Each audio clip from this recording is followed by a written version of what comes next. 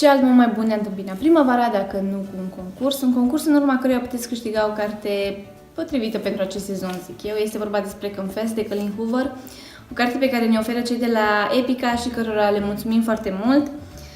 S-a realizat și un serial după aceasta și primele 2 episoade le găsiți și pe YouTube. Din câte am văzut eu, este destul de diferit față de carte, iar dacă aici un personaj doar cât este amintit și nu are nicio importanță, ei bine, în film parcă menirea lui e de a complica lucrurile. Am fost surprinsă să văd cine o interpretează pe Auburn, personajul principal feminin. Este vorba despre actrița Katie McClure, parcă.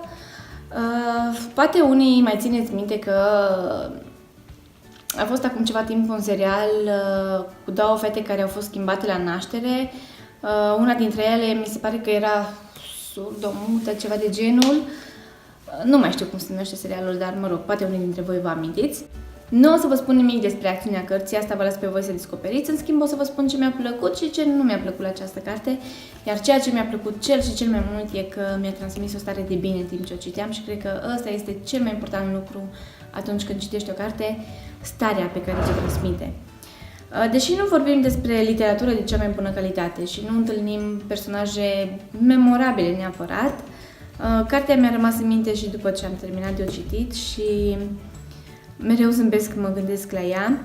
Citeam și recenziile altor fete și ele ziceau că e o carte tristă. Ei bine, eu nu am perceput-o ca pe o carte tristă. Mie mi se pare perfectă pentru atunci când vrei să te relaxezi după o săptămână de muncă sau pur și simplu când vrei să te destinzi după o zi obositoare. Zicea o prietenă de-a mea, măi, după câte cărți mi s-a impus să citesc în general, în liceu și în facultate, ea fiind absolventă de litere, acum doar genul ăsta de carte vreau să mai citesc pentru că efectiv mă relaxează și nu îmi pune prea mult mintea la contribuție. Un alt lucru care mi-a plăcut foarte mult această carte e că autoarea a fost cu picioarele pe pământ, ca să spun așa, adică a fost realistă, nu a fabulat și nu a dat în extreme. Problemele și soluțiile care duc la rezolvarea problemelor sunt credibile și sunt lucruri cu care poate cineva la ora actuală chiar se confruntă. Iar ca femeie, ca mamă, am putut să înțeleg perfect deciziile luate de Auburn, personajul principal feminin, decizii pe care le-a luat fiind împinsă de circumstanțe. Știți, și noi câteodată luăm unele decizii care poate nu ne fac tocmai fericiți, dar știm că acestea sunt pentru binele celor pe care îi iubim.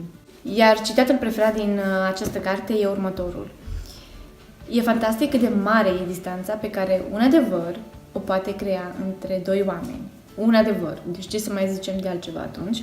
Iar ceea ce nu m-a încântat atât de tare la această carte este scritura, care pe alocuri mi s-a părut, nu știu, simplă și banală, dar au fost și momente când mi s-a părut că e scrisă foarte bine cartea, dar per total a fost o carte super ok, i-am dat 4 stele, cu siguranță nu mi-am pierdut timpul cu ea.